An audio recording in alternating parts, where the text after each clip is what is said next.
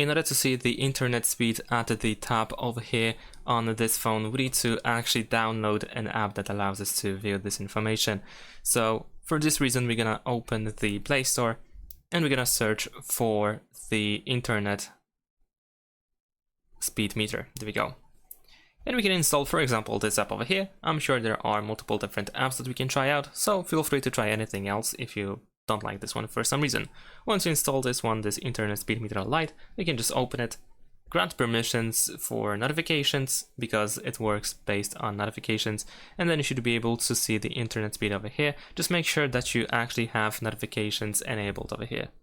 More precisely, silent notifications, because if it's hidden, then of course you won't be able to see it. And there we go. Now as you can see, we have the internet speed. If you want to make sure that silent notifications are enabled or disabled, then we need to go to the settings.